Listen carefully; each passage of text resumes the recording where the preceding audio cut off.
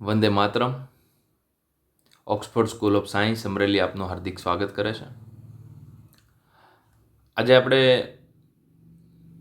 જે ગઈકાલે જીવંત અવસ્થા અને ચયાપચયની ક્રિયા કોને કહેવાય એમનો આપણે અભ્યાસ કરવાનો છે. પેલું એ વાત કે જીવનનો ચયાપચયિક આધાર મતલબ એમનો મતલબ એવો થયો કે આપણું જે જીવન છે, આપણે જે કંઈ પ્રક્રિયાઓ કરીએ છીએ એ પ્રક્રિયાની અંદર મુખ્ય જે પ્રક્રિયા છે એ ચયાપચય છે, મતલબ મેટાબોલિઝમ છે.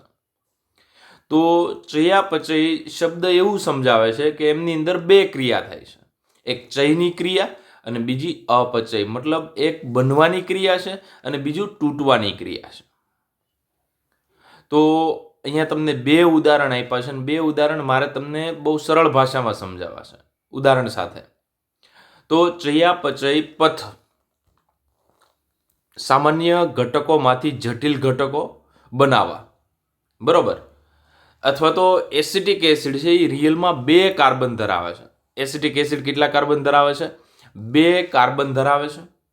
એમાંથી કોલેસ્ટેરોલ બને છે જે 27 કાર્બન ધરાવે છે. તો રિયલમાં આવા એસિટેટના અણુ પ્રક્રિયામાં ભાગ લેતા હોય છે. ટૂંકમાં એસિટેટ કયો કે એસિટિક એસિડ કયો, બંને એક જ છે. ટૂંકમાં આવા સરળ પદાર્થોમાંથી જટિલ પદાર્થો બનાવવા એને ચય ક્રિયા તરીકે, નિર્માણની ક્રિયા તરીકે ઓળખીએ છીએ.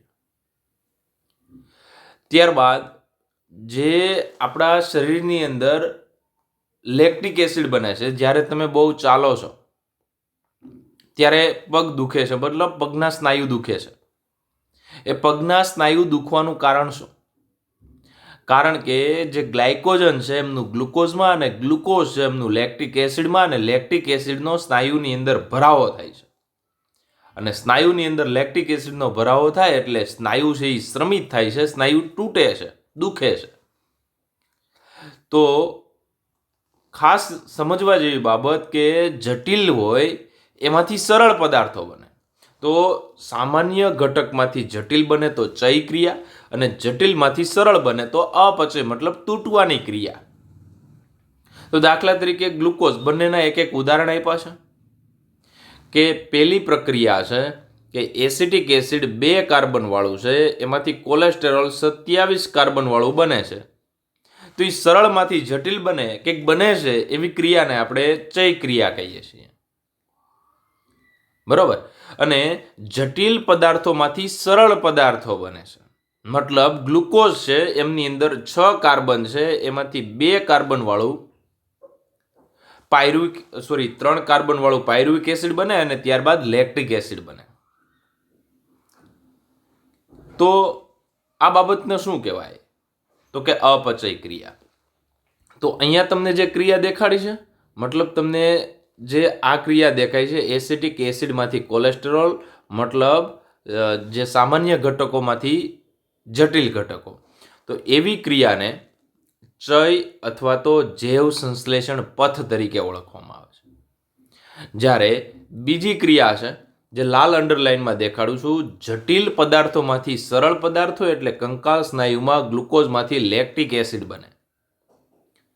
તો એ જટિલમાંથી સરળ બને છે, તો એ બીજી પ્રક્રિયા છે, એને અપચય પથ તરીકે ઓળખવામાં આવે છે. અપચય પથને ઇંગ્લિશમાં કેટાબોલિઝમ કહેવાય. અને આજે ચય ક્રિયા છે એમને એનાબોલિઝમ કહેવાય, અને બે ભેગું થાય ત્યારે મેટાબોલિઝમ લાગુ પડે. તો ચયાપચય એ બે શબ્દનું બનેલું છે, ચય ક્રિયા અને અપચય ક્રિયા. આવી તો આ એક ઉદાહરણ છે. તો અહીંયા તમને પહેલું ઉદાહરણ તમને બહુ ડિટેલમાં સમજાવું છું. આ જે ક્રિયા છે એ ચય પથ દર્શાવું છું, બરોબર. ઇંગ્લિશમાં આ ક્રિયાને એનાબોલિઝમ તરીકે ઓળખવામાં આવે છે. તો એનાબોલિઝમ એટલે કે કઈ ક્રિયા? તો કે ચય પ્રકારની ક્રિયા. ચય બરાબર એમનો મતલબ થાય નિર્માણ થવું. શું થાય? નિર્માણ થવું. તો અહીંયા તમને એક વસ્તુ બહુ સ્પષ્ટ દેખાય છે કે અહીંયા તમને એસિટેટ આપેલું છે. એસિટેટ કયો કે એસિટિક એસિડ કયો, તો એ એસિટેટમાંથી આઇસોપ્રીન બને, એમાંથી સ્ક્વેલિન બને, એમાંથી લેનોસ્ટેરોલ બને, એમાંથી કોલેસ્ટેરોલ બને. તો આપણા શરીરમાં રિયલમાં જે કોલેસ્ટેરોલ છે એ કેટલા કાર્બન વાળો છે? તો કે 27 કાર્બન વાળો છે. બને છે કેટલા કાર્બન? તો કે એસિટિક એસિડમાંથી બને છે. તો આ એક નિર્માણની ક્રિયા થઈ. બીજા કાર્બન છે એ અલગ અલગ જગ્યાએથી ઉમેરાતા હોય છે. મતલબ નાના નાના સરળ અણુઓ ભેગા થઈ એક જટિલ અણુ બનાવે છે. અથવા તો બીજા શબ્દોમાં કહીએ, અમીનો એસિડ ઘણા બધા ભેગા થઈને પ્રોટીનનું નિર્માણ કરે છે. તો એ પણ એક પ્રકારની ચય ક્રિયા થઈ. તો એમિનો એસિડ ભેગા થઈ પ્રોટીનનું નિર્માણ કરે, ગ્લુકોઝ ભેગા થઈને ગ્લાયકોજનનું નિર્માણ કરે, આપણામાં વનસ્પતિમાં સ્ટાર્ચનું નિર્માણ કરે. તો આવા સરળ પદાર્થો ભેગા થઈ અને જટિલ પદાર્થો બનાવે. ભવિષ્યમાં આજે કોલેસ્ટેરોલ, માની લો કે એસિટિક એસિડમાંથી કોલેસ્ટેરોલ આ પ્રક્રિયા દ્વારા બને છે. તો કોલેસ્ટેરોલમાંથી આપણા શરીરની અંદર બાઇલ સોલ્ટ હોય, પિત્ત ક્ષાર કહેવાય. એમને શું કહેવાય? પિત્ત ક્ષાર પણ બની શકે. કોષરસ પટલની અંદર પણ થોડો ઘણો જે કોલેસ્ટેરોલ હોય એ પણ બની શકે. વિટામિન ડી, કોલેકેલ્સિફેરોલ એ પણ બની શકે. કોર્ટિસોલ જે અંતઃસ્ત્રાવ છે, આલ્ડોસ્ટેરોન છે, એ પણ બની શકે. અને ટેસ્ટોસ્ટેરોન અને ઇસ્ટ્રોજન, જો નર હોય તો એમની અંદર ટેસ્ટોસ્ટેરોન અંતઃસ્ત્રાવ છે, અને માદા હોય તો એમની અંદર ઇસ્ટ્રાડાયલ અથવા તો ઇસ્ટ્રોજન કહીએ છીએ, એ પણ બની શકે. તો રિયલમાં આ જે બનવાની ક્રિયા છે આ બહુ લાંબી પ્રક્રિયા છે. અહીંયા તો ખાલી તમને શોર્ટમાં સમજાવવામાં આવ્યું છે. તો માની લો કે અમીનો એસિડમાંથી પ્રોટીન બને છે, તો એ સરળમાંથી જટિલ બનવાની ક્રિયા છે. સરળમાંથી જટિલ બનવાની ક્રિયા છે. તો એ ક્રિયા આપણે કોના તરીકે ઓળખીએ છીએ? ચય ક્રિયા. તો આપણા શરીરમાં આવી ઘણા પ્રકારની ચય ક્રિયાઓ ચાલતી રહેતી હોય છે. ત્યારબાદ બીજી પ્રક્રિયા બહુ ડિટેલમાં સમજાવી છે. બીજી પ્રક્રિયા, કંકાલ સ્નાયુમાં ગ્લુકોઝમાંથી લેક્ટિક એસિડ બને. તો કઈ રીતના આખું બને છે? તો કે આપણે એમ કહી દઈએ ગ્લુકોઝમાંથી લેક્ટિક એસિડ બને. લાગે બહુ સરળ. ગ્લુકોઝમાંથી લેક્ટિક એસિડ બને છે, લાગે છે કેવું સરળ લાગે, કે આમ બનતું હોય, સીધું જ બની જતું હોય, એવું નથી. પરંતુ ગ્લુકોઝમાંથી પેલા પાયરુવિક એસિડ બની 10 સ્ટેપનું રિએક્શન છે, જે અહીંયા તમને દેખાય છે. અહીંયા આ જે રિએક્શન દેખાય છે એ ગ્લુકોઝમાંથી પેલા પાયરુવિક એસિડ બને, પાયરુવિક એસિડમાંથી લેક્ટિક એસિડ બને. તો બહુ સ્પષ્ટ બાબત છે કે ગ્લુકોઝમાંથી લેક્ટિક એસિડ સીધું એક સ્ટેપનું રિએક્શન નથી. બંને ચય ક્રિયા હોય કે અપચય ક્રિયા હોય, બંનેની અંદર એક સ્ટેપ નથી આવતું. સીધું એસિટેટમાંથી કોલેસ્ટેરોલ બને એવું ન હોય. વચ્ચે ઘણી બધી પ્રક્રિયાઓ થતી હોય જેને ચયાપચય પથ તરીકે ઓળખવામાં આવે. તો અહીંયા હું તમને એ જ સમજાવું છું, ગ્લુકોઝમાંથી લેક્ટિક એસિડ કઈ રીતના બને. બરોબર. તો આ ગ્લુકોઝ, એમાંથી ગ્લુકોઝ 6 ફોસ્ફેટ બન્યું, ફ્રુક્ટોઝ 6 ફોસ્ફેટ બન્યું, ફ્રુક્ટોઝ 1,6 બાયફોસ્ફેટ બને. એમાંથી બે વસ્તુ બને, ટ્રાયોઝ ફોસ્ફેટ, ધેટ ઇઝ ગ્લિસરાલ્ડિહાઇડ 3 ફોસ્ફેટ, અને ડાયહાઇડ્રોક્સી એસિટોન ફોસ્ફેટ. એમાંથી 1,3 બાયફોસ્ફોગ્લિસરિક એસિડ બને, 3 ફોસ્ફોગ્લિસરિક એસિડ બને, 2 ફોસ્ફોગ્લિસરિક એસિડ બને, ફોસ્ફોઇનોલ પાયરુવેટ બને, અને પાયરુવિક એસિડ બને. તો ટોટલ તમે ગણો ને તો આ કેટલા સ્ટેપ છે? 10 સ્ટેપની પ્રક્રિયા છે. આ તમને ચેપ્ટર નંબર 14 છે, બરોબર, વનસ્પતિઓમાં શ્વસન કરીને જે પ્રકરણ આપેલું છે એમની અંદર આપેલું છે. તો આજે 10 સ્ટેપની જે પ્રક્રિયા છે એમને ગ્લાયકોલિસિસ તરીકે ઓળખવામાં આવે. તો ગ્લાયકોલિસિસ બરાબર એક પ્રકારનો શું થયો? ચયાપચય અથવા ચયાપચયિક પથ તરીકે ઓળખવામાં આવે છે. હવે આ પાયરુવિક એસિડ હતું, એ પાયરુવિક એસિડ અહીંયા તમને દેખાય છે. તો પાયરુવિક એસિડમાં કેટલા કાર્બન છે? 1, 2 અને 3. તો ગ્લાયકોલિસિસની મારે વ્યાખ્યા લખવી હોય તો એક ગ્લુકોઝનું 2 પાયરુવિક એસિડ. જો ઉપર આપણે કેટલા ગ્લુકોઝ લીધા હતા? અહીંયા 1 ગ્લુકોઝ છે, બરોબર છે. અને અહીંયા એ જ ગ્લુકોઝનું રૂપાંતર 2 પાયરુવિક એસિડમાં થાય છે. તો આવા 2 પાયરુવિક એસિડનું રૂપાંતર 2 લેક્ટિક એસિડમાં થાય. જો લેક્ટિક એસિડની અંદર કાર્બનની સંખ્યા કેટલી છે? 3 છે. તો આ જે તૂટવાની ક્રિયા, ગ્લુકોઝ એ તૂટી ગયો, પણ તૂટવા માટે કેટલા સ્ટેપ જોઈએ છીએ? 10 સ્ટેપની જરૂર પડે. તો આને ચયાપચયિક પથ તરીકે ઓળખવામાં આવે. તો 10 સ્ટેપનું રિએક્શન ગ્લાયકોલિસિસ છે. ત્યારબાદ આ પાયરુવિક એસિડ લેક્ટેટ ડિહાઇડ્રોજિનેઝ દ્વારા, કોના દ્વારા? લેક્ટેટ ડિહાઇડ્રોજિનેઝ દ્વારા લેક્ટિક એસિડ બને છે. અને આ લેક્ટિક એસિડ આપણા સ્નાયુમાં આ જ વસ્તુ ગ્લુકોઝમાંથી પાયરુવિક એસિડમાંથી લેક્ટિક એસિડ, આ ક્રિયાને આપણે અજારક શ્વસન તરીકે ઓળખીએ છીએ. અને આ ક્રિયા દૂધમાંથી દહીં બનવાની જે ક્રિયા થાય છે, દૂધ તમને ખાટું નથી લાગતું, દહીં ખાટું લાગે. દહીં ખાટું લાગે એમની પાછળનું કારણ છે એ લેક્ટિક એસિડ છે. કેમ કે એમની અંદર લેક્ટોબેસિલસ નામના જે બેક્ટેરિયા હોય છે એ ગ્લુકોઝમાંથી ગ્લાયકોલિસિસ દ્વારા પાયરુવિક એસિડ બને અને લેક્ટેટ ડિહાઇડ્રોજિનેઝનો ઉપયોગ કરી લેક્ટિક એસિડનું નિર્માણ કરે છે. એટલે દહીં છે એ ખાટું લાગે છે. તો આ કેવી ક્રિયા થઈ? આ જે ક્રિયા છે એ ખાસ યાદ રાખજો. આ જે ક્રિયાને આપણે અપચય તૂટવાની ક્રિયા તરીકે ઓળખીએ છીએ. તો અહીંયા તમને એ જ લખેલું છે કે કંકાલ સ્નાયુમાં એટલે કંકાલ સ્નાયુ એટલે હાડકા ઉપર રહેલા સ્નાયુને આપણે કંકાલ સ્નાયુ તરીકે ઓળખીએ છીએ. તો એમની અંદર લેક્ટિક એસિડનું નિર્માણ, તો એમને અપચય પથ કહેવાય.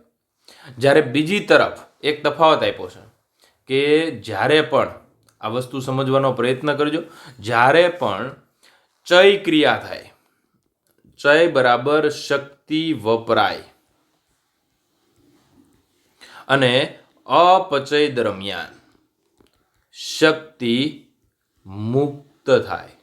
તો શક્તિ મુક્ત કોની અંદર થાય? આપણે એમ કહીએ એક ગ્લુકોઝમાંથી આપણને કેટલા? તો કે 36 એટીપી મળે, પણ જારક શ્વસન દ્વારા. બરોબર છે. અજારક શ્વસન દરમિયાન 2 એટીપી પ્રાપ્ત થાય છે. તો એ આપણે શ્વસન જે પ્રકરણ છે એમની અંદર વાત કરશું.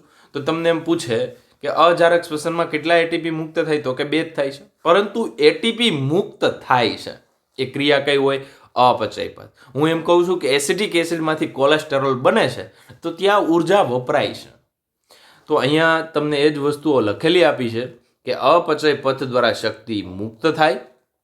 કંકાલ સ્નાયુમાંથી જ્યારે ગ્લુકોઝનું લેક્ટિક એસિડમાં વિઘટન થાય અથવા તો રૂપાંતર થાય ત્યારે શક્તિ મુક્ત થાય છે. પરંતુ કેટલા એટીપી એવું પૂછે તો આન્સર તમારો આવશે 2 એટીપી. બરોબર છે. તો ગણતરી કરવી હોય તો એ પણ તમને કરાવી દઉં છું. કેમ કે અહીંયા તમે જોઈ શકો 1 એટીપી વપરાય છે, એટીપીનું એડીપીમાં રૂપાંતર થાય. આ બીજો એટીપી વપરાણો. ટોટલ અહીંયા 2 એટીપી વપરાય શરૂઆતમાં. ત્યારબાદ નીચે અહીંયા તમને 1 અને 2 આ પ્રક્રિયા 2 વાર થાય છે, એટલે આ ટોટલ 4 એટીપી બને. બરોબર. અને ઉપરના 2 વપરાણા, 2માંથી મતલબ 2 છે એમને 4માંથી માઇનસ કરો એટલે અહીંયા 2 વપરાતા હતા, 2 એટીપી વપરાય અને 4 બને. તો 4 - 2 બરાબર કેટલા આવશે? 2 એટીપી.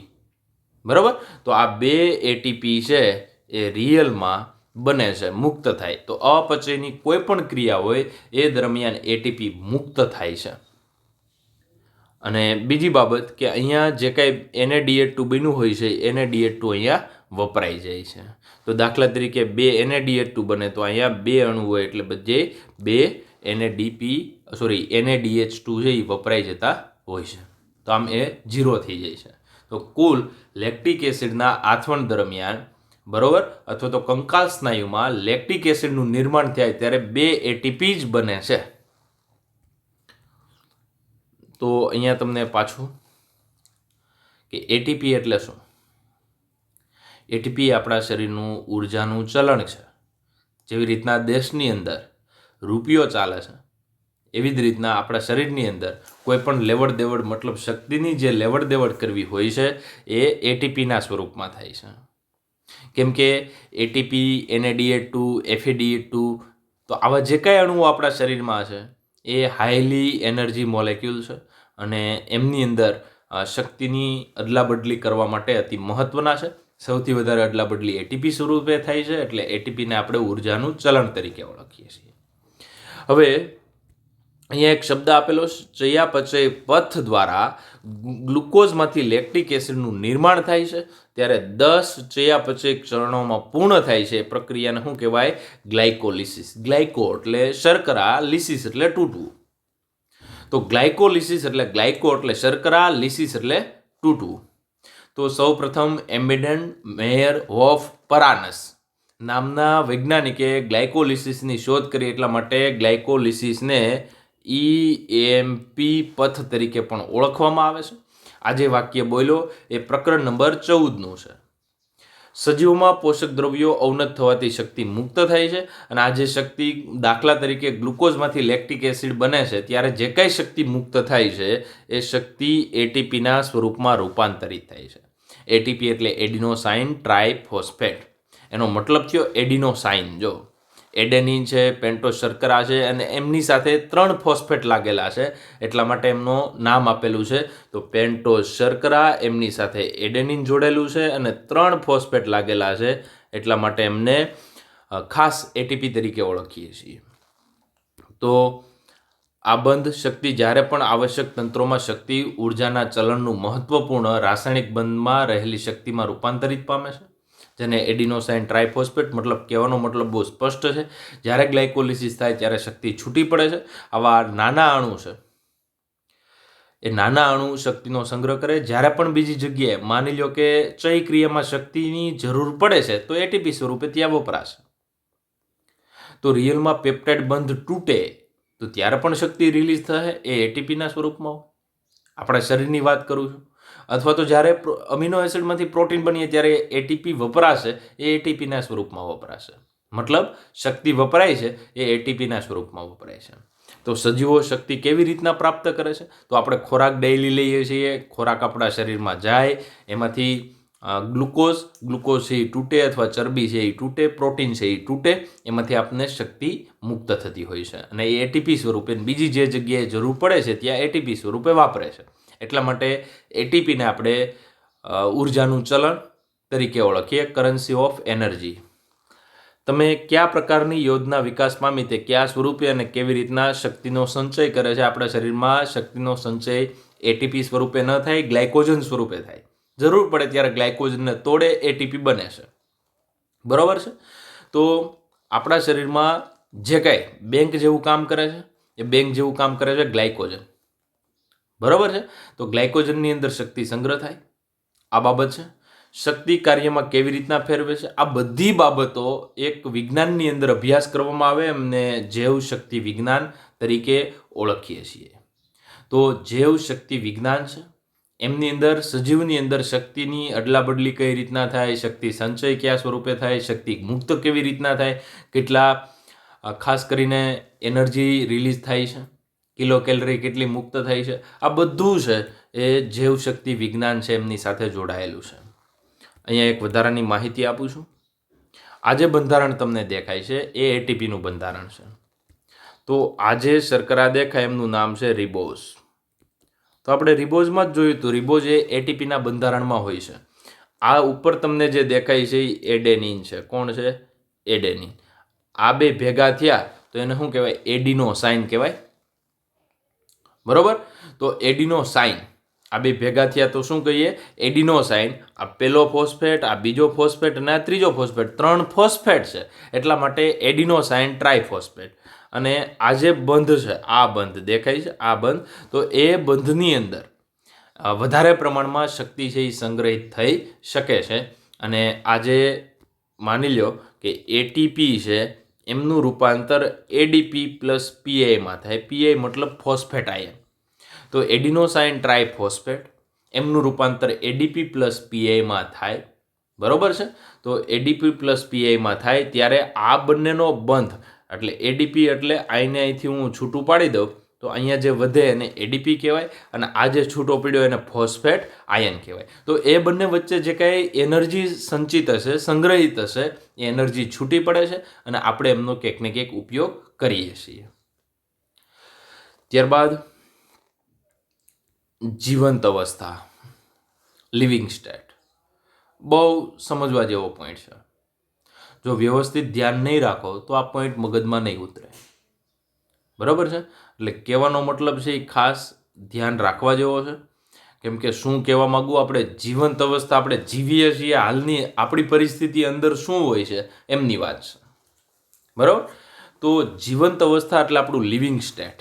આપણે જીવીએ છીએ તો આપણા શરીરની અંદર કેવા પ્રકારની સ્થિતિ છે એમનું વર્ણન કર્યું છે. તો એમને આપણે જીવંત અવસ્થા તરીકે ઓળખીએ છીએ. બહુ મહત્વની બાબત એ છે કે આપણા શરીરની અંદર ગ્લુકોઝ હોય કે પછી અંતઃસ્ત્રાવ હોય, બધાની જે સાંદ્રતા છે એ ચોક્કસ હોય છે. તો ચોક્કસ સાંદ્રતા શા માટે ચોક્કસ હોય છે? તો એને આપણે સમસ્થિતિ કહીએ છીએ, હોમિયોસ્ટેસિસ તરીકે ઓળખીએ છીએ. શરીરનું તાપમાન પણ તમને ખબર છે, આપણા શરીરની અંદર H+ આયન પણ ફિક્સ હોય છે. વધી જાય તો આપણું બોડી બહાર કાઢી નાખે છે. બરાબર.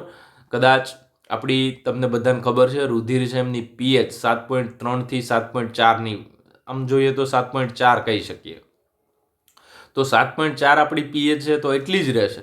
તમે માની લો કે એક દિવસની અંદર 2 લીંબુ તમે પી જાઓ છો, મતલબ એમનું જ્યુસ પીવો છો, તો એનો મતલબ એવો નથી થતો કે રુધિર છે એમની pHમાં બદલાવ આવે છે.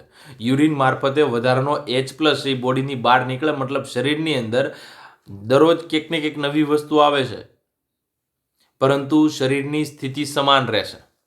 એટલા માટે આમની અંદર ઘણીવાર એકને એક શબ્દ રિયલમાં સ્વત સંતુલન, આપણા શરીર પોતે જ એક પ્રકારનું સંતુલન જાળવે છે, પરંતુ આ સંતુલન એવા પ્રકારનું હોય છે કે સ્થિર અવસ્થા અને અસંતુલિત એવો શબ્દ વાપર્યો છે.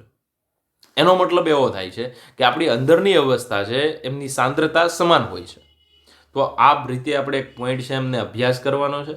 તો કઈ રીતના? તો કે પહેલેથી સ્ટેપ બાય સ્ટેપ જોતા જઈએ અને સ્ટેપ બાય સ્ટેપ સમજવાનો પ્રયત્ન કરવાનો છે. તો જીવંત અવસ્થા એટલે કે આ સ્તરે તમે સમજી ગયા હશો કે જરૂરિયાત અનુસાર જે કાંઈ કોઈ પણ દ્રવ્યો હોય, આપણા શરીરમાં હજારો રાસાયણિક સંયોજનો જોવા મળે, જે ગઈકાલે પણ આપણે ભણ્યા હતા. બરોબર. આપણા શરીરની અંદર હજારો પ્રકારના રાસાયણિક સંયોજનો જોવા મળે છે, રસાયણો જોવા મળે છે, જે બધાને આપણે ચયાપચયકો, મેટાબોલાઇટ, પ્રાઇમરી મેટાબોલાઇટ હતા, પ્રાથમિક ચયાપચયકો તરીકે ઓળખીએ છીએ. અથવા તો એને જે વણુઓ કહીએ, ગ્લુકોઝ છે, ફ્રુક્ટો અથવા તો ગ્લુકોઝ કયો, લિપિડ, ગ્લિસરોલ કયો, ફેટી એસિડ કયો, એડિનિલિક એસિડ કયો, ગ્વાનિલિક એસિડ કયો, થાઇમિડિલિક એસિડ કયો, યુરિડિલિક એસિડ કયો, સાઇટિડિલિક એસિડ કયો, આ બધાય જે કાંઈ ચયાપચયકો છે એ આપણા શરીરની અંદર જોવા મળે છે. આપેલો પોઈન્ટ. હવે બીજું ઉદાહરણ તરીકે, બધા યોગ્ય જ સાંદ્રતાની અંદર હોય છે, કોઈ વધારે હોય ઓછું હોય એવું નહીં. જે આપણા શરીરની અંદર માની લો કે જે શર્કરા છે, બરોબર છે, કોણ છે? રુધિરની શર્કરા. રુધિરની શર્કરા એટલે કોણ થયું?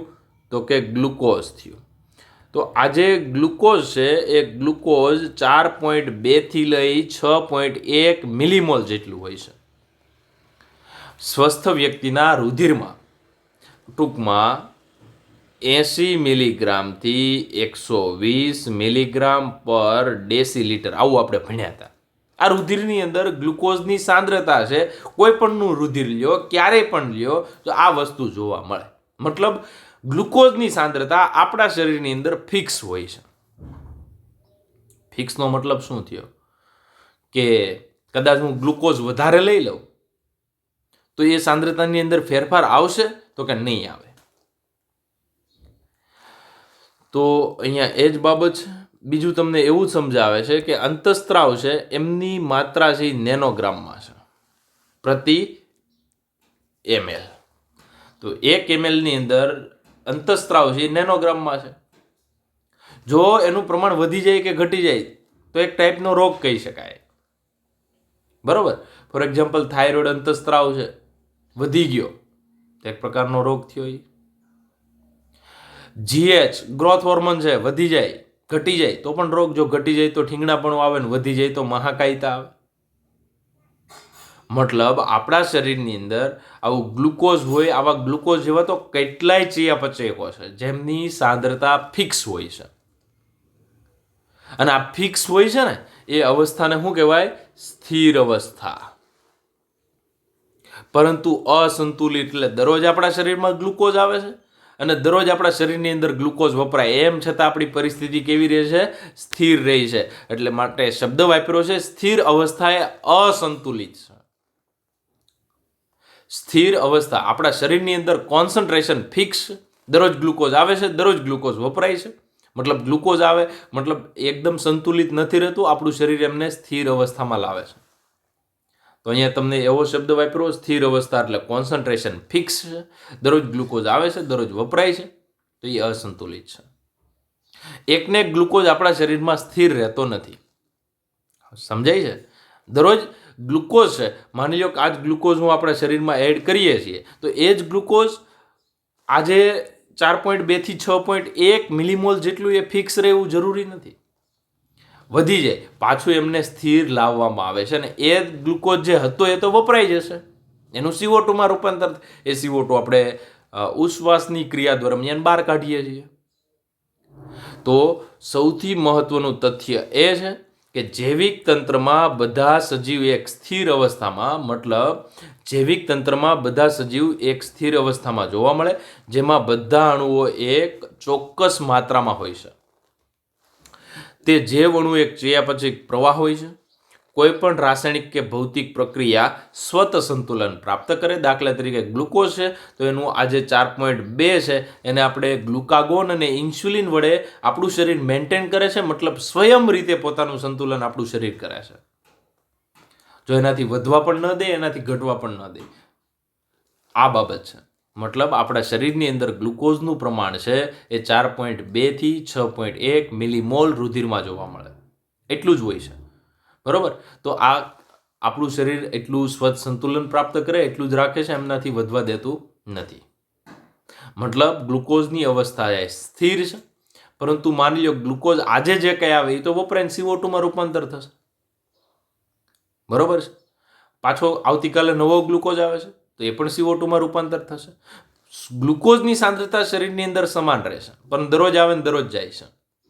બરોબર? આ કોના જેવું થયું? તો કે અહીંયા એક આકૃતિ દ્વારા તમને સમજાવું કે અહીંયા એક ટેન્ક રાખી છે. ટેન્કની અંદર અહીંથી આપણે 1 ml ખાંડનું દ્રાવણ નાખીએ છીએ અને 1 ml કાઢી લઈએ છીએ. બરોબર છે? તો આ 1 ml તો અંદરની સ્થિતિ કેવી છે? તો કે સ્થિર છે. જેટલા કોન્સન્ટ્રેશન વાળું 1 ml એડ કરવું એટલા જ કોન્સન્ટ્રેશન 1 ml બહાર કાઢ્યું છે.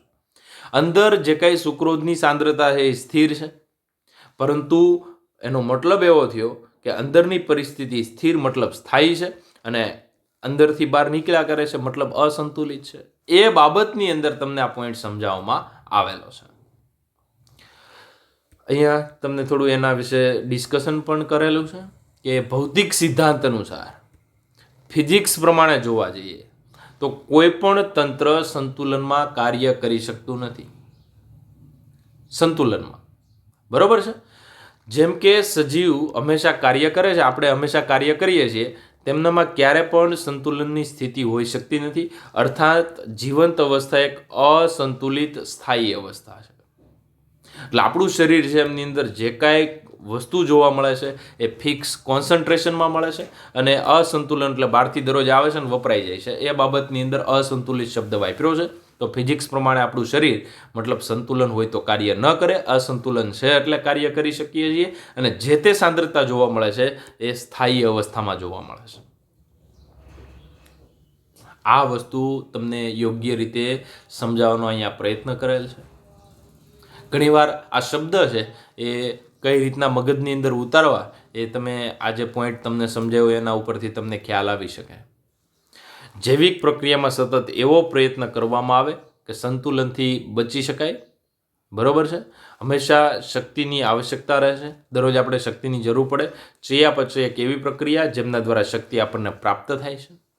જીવંત અવસ્થા કે ચયાપચય બંને એક વસ્તુ જ કહી શકાય, કેમ કે આપણા શરીરમાં જીવંત અવસ્થા મતલબ એકમાંથી બીજામાં અસંતુલન થાય છે, તો દરરોજ ક્યાંક ને ક્યાંક ચયાપચયની ક્રિયા થાય છે, એટલે અસંતુલન જોવા મળે છે.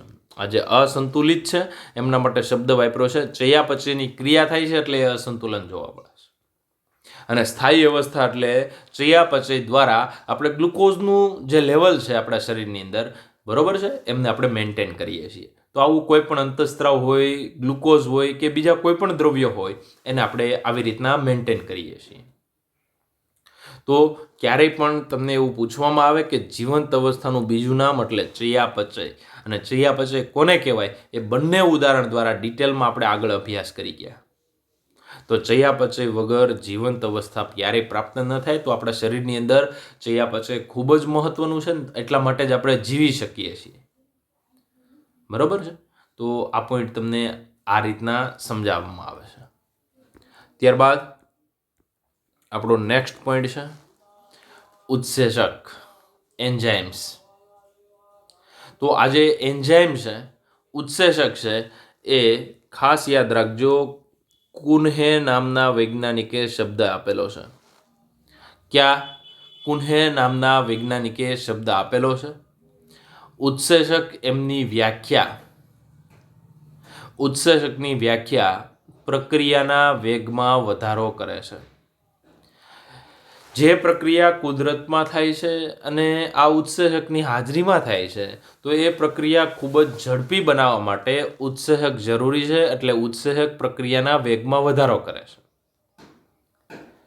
તો મતલબ પહેલેથી હું વાત કરતો આવું છું કે પ્રક્રિયાના વેગમાં વધારો કરે એમને ઉત્સેચક કહેવાય. તમામ ઉત્સેચક પ્રોટીનના બનેલા છે, પણ આગળ એક શબ્દ છે લગભગ. લગભગનો મતલબ શું થાય કે અમુક એકાદ બે અપવાદ છે. તો અમુક ન્યુક્લિક એસિડ ઉત્સેચક તરીકે કામ કરે છે, એમને રિબોઝાઇમ કહેવાય, અને A23S rRNA છે. અને RNA ઉપરથી આ શબ્દ વાપર્યો છે રિબોઝાઇમ. બરોબર છે. તો રિબોઝ ન્યુક્લિક એસિડ. તો RNA છે એ RNA ઉત્સેચક તરીકેનું કામ કરે, પ્રક્રિયાના વેગમાં વધારો કરે છે. એટલા માટે આ જે rRNA છે 23S એમને રિબોઝાઇમ તરીકે ઓળખવામાં આવે. આ 23S rRNA છે એમનો ઉલ્લેખ ધોરણ 12ની અંદર કરેલો છે. તો મોટા ભાગના એટલે 99% તમે કહી શકો ઉત્સેચક પ્રોટીનના બનેલા છે. બધા પ્રોટીન ઉત્સેચક નથી, પણ બધા ઉત્સેચક એ પ્રોટીન કહી શકાય એવું છે.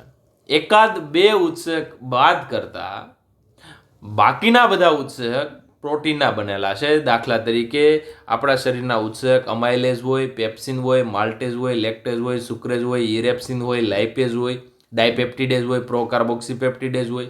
તો આ જે કાંઈ ઉત્સેચક આપણા શરીરના છે એ બધા જ પ્રોટીનના બનેલા, અને બધાય પ્રોટીનના તૃતીયક બંધારણ છે. કેમ કે આપણે પ્રોટીન છે ને એ અભ્યાસ કરી ગયા. તો પ્રોટીનની અંદર પ્રાથમિક બંધારણ, દ્વિતીયક બંધારણ, તૃતીયક બંધારણ અને ચતુર્થક બંધારણ, 4 બંધારણ હોય છે. તો મોટા ભાગના જે ઉત્સેચક કામ કરે છે એ તૃતીયક બંધારણ ધરાવે છે. કયું બંધારણ ધરાવે છે? તૃતીયક. શોર્ટ ક્વેશ્ચન માટે યાદ રાખજો. તો મોટા ભાગના જે ઉત્સેચક છે પ્રોટીન છે, અમુક ન્યુક્લિક એસિડ ઉત્સેચક તરીકે કામ કરે એમને રિબોઝાઇમ કહેવાય, એ RNA છે. અને DNA ક્યારેય પાછું ઉત્સેચક તરીકે કામ કરતું એવું નથી જોવા મળ્યું, એટલે RNA જ જોવા મળે છે. એટલે કેટલાક ન્યુક્લિક એસિડ, એમાં પણ ન્યુક્લિક એસિડની અંદર ફિક્સ છે RNA, રિબોઝ ન્યુક્લિક એસિડ, અને રિબોઝ ઉપરથી શબ્દ વાપર્યો છે રિબોઝાઇમ. ત્યારબાદ આમનું રેખીય ચિત્ર દ્વારા પણ આપણે સમજાવી શકીએ. તો આપણે એ પ્રમાણે આગળ જોઈએ. ઉત્સેચકમાં પ્રોટીનની જેમ પ્રાથમિક સંરચના જોવા મળે. અમીનો એસિડની શૃંખલાથી બનેલું હોય, કેમ કે કોઈ પણ પ્રાથમિક બંધારણ પ્રોટીન છે. કેમ કે ઉત્સેચક એક પ્રકારના પ્રોટીન છે, તો પ્રોટીનની અંદર પ્રાથમિક બંધારણ હોય તો ઉત્સેચકની અંદર પણ પ્રાથમિક બંધારણ. પ્રોટીનની જેમ ઉત્સેચક પણ દ્વિતીયક અને તૃતીયક સંરચના જોવા મળે. પણ કહેવાનો મતલબ એમ છે કે આ જે તૃતીયક સંરચના છે, બરોબર છે, એ તૃતીયક સંરચના ખાસ યાદ રાખજો, તૃતીયક સંરચના કાર્ય કરતો ઉત્સેચક છે, સક્રિય ઉત્સેચક, મતલબ કામ કરે છે, એક્ટિવ છે. તમે તમારી બુકની અંદર 9.4b આકૃતિ છે એ જોશો એટલે ખ્યાલ આવશે. આપણે નેક્સ્ટ લેક્ચરની અંદર આ આકૃતિ છે એ હું તમને સમજાવી કે 9.4 આકૃતિ શું કહે છે. પરંતુ અહીંયા જે શબ્દ સમજાવ્યા છે ને એને હું અત્યારે એમના ઉપર ફોકસ કરું છું, અને એ તમને વધારે ખ્યાલ આવશે. જ્યારે તમે તૃતીયક સંરચના મતલબ જે ટર્શરી સ્ટ્રક્ચર છે એમને તમે જોશો તો ખ્યાલ આવશે. પ્રોટીનની અંદર જે કાંઈ મુખ્ય ભાગ છે એ સ્વયં કુંતલિત હોય છે. મતલબ પ્રાથમિક બંધારણમાં અમીનો એસિડની લાંબી શૃંખલા, દ્વિતીય હતું એમની અંદર આલ્ફા હેલિક્સ અને બીટા પ્લેટેડ શીટ. શૃંખલા સ્વયં આડી અવળી ગોઠવાયેલ હોય છે. એમાં ખાંચા કે ગુહા બનાવે છે, અને આ ખાંચાને સક્રિય સ્થાન કહેવાય. તો એ સક્રિય સ્થાન કોને કહેવાય એમને હું આકૃતિ દ્વારા સમજાવું છું.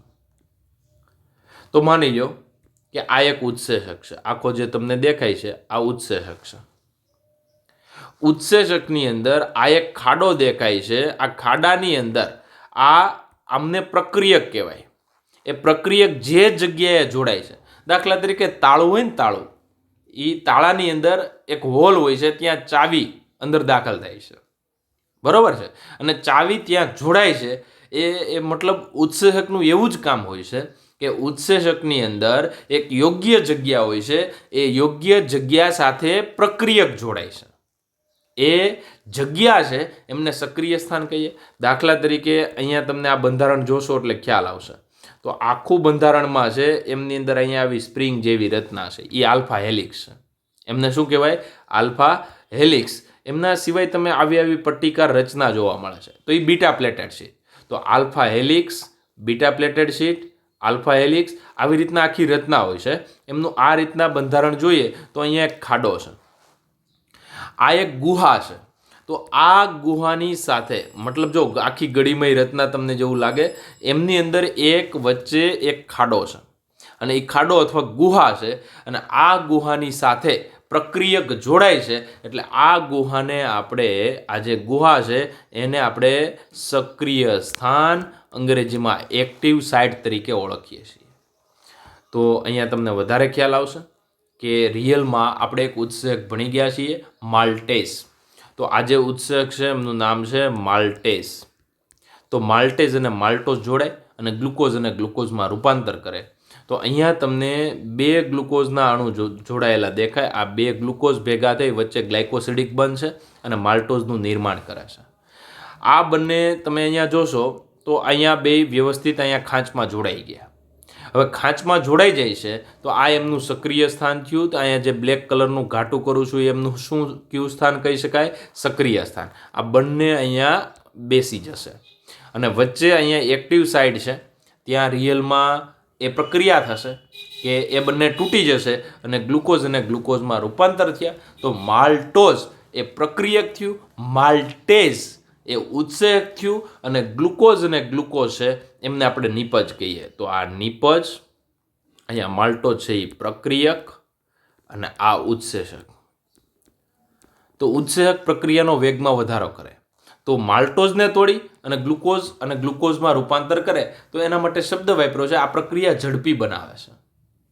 તો અહીંયા હવે તમને બહુ સ્પષ્ટ શબ્દ લખેલા હશે કે આકૃતિમાં પ્રોટીનની શૃંખલા છે, સ્વયં કુંતલિત થયેલી એટલે આલ્ફા હેલિક્સ અને બીટા પ્લેટેડ શીટ છે, આડાવળી રચના છે, અને એમની અંદર ખાંચા કે ગુહા છે, એમને સક્રિય સ્થાન અથવા તો એક્ટિવ સાઇટ તરીકે ઓળખવામાં આવે છે.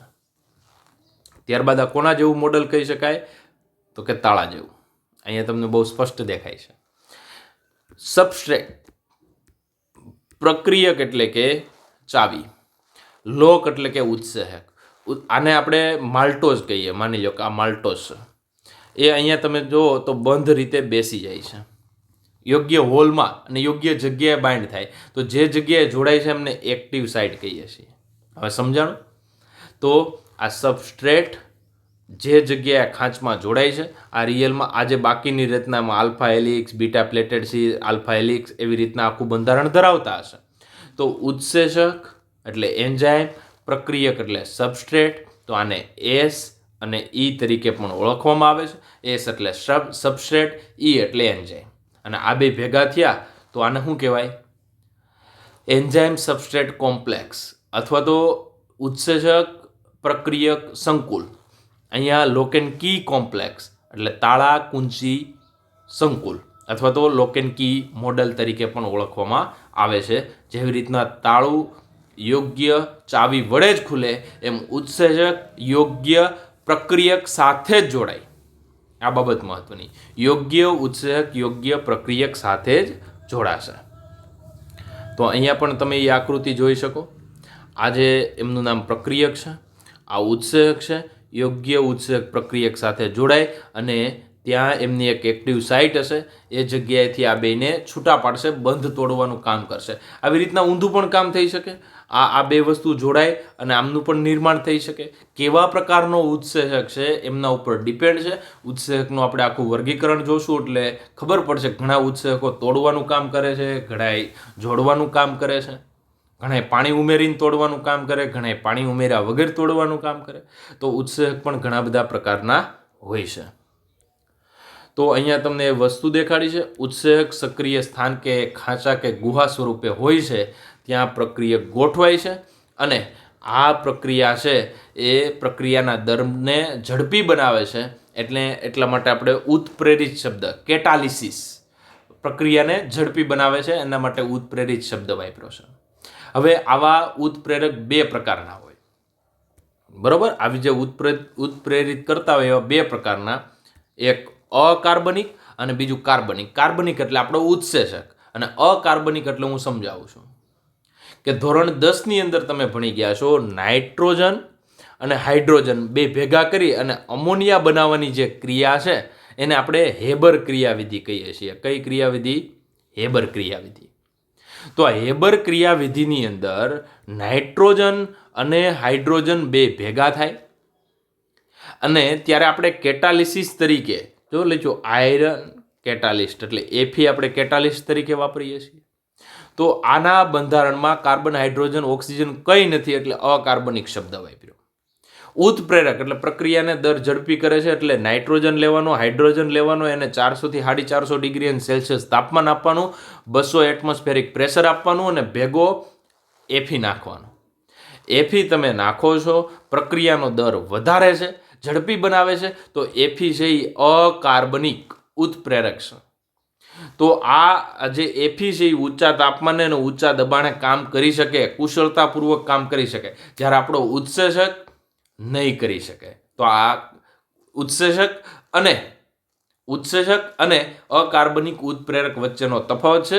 તો અહીંયા એક શબ્દ લખ્યો કે અકાર્બનિક ઉત્પ્રેરક ઊંચા તાપમાને અને ઊંચા દબાણે કુશળતાપૂર્વક સારી રીતના કામ કરે, જેનું ઉદાહરણ અહીંયા નાઇટ્રોજન, હાઇડ્રોજન આ બેને ભેગું કર્યું, બરોબર છે.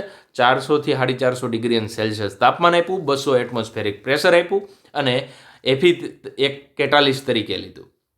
તો કેટાલિસ્ટ, ઇનઓર્ગેનિક કેટાલિસ્ટ, અહીંયા શબ્દ વાપર્યો છે ઇનઓર્ગેનિક કેટાલિસ્ટ એટલે કે અકાર્બનિક ઉત્પ્રેરક. ઉત્પ્રેરક એટલે કેટાલિસ્ટ. ત્યારબાદ અહીંયા ઉત્સેચક આપ્યું છે. તો આ ઉત્સેચક ઊંચા તાપમાને 40 ડિગ્રી સેલ્સિયસથી વધારે જો તાપમાન આપું તો ક્ષતિગ્રસ્ત થઈ જાય, બરાબર, ખામી સર્જાય, એનું બંધારણ નાશ પામે. દાખલા તરીકે આપણા શરીરનો જે ઉત્સેચક છે કોઈ પણ, તો એને હું 80 ડિગ્રી સેલ્સિયસ આપું તો એ કામ કરવાનું બંધ કરી દે, મતલબ ક્ષતિગ્રસ્ત થાય. કેમ કે આ કાર્બનિક છે. કાર્બન, હાઇડ્રોજન, ઓક્સિજન અને પ્રોટીનના બનેલા છે. અમુક એવા ઉત્સેચક છે કે જે ઊંચા તાપમાને પણ જીવી શકે, એને થર્મોફિલિક કહેવાય.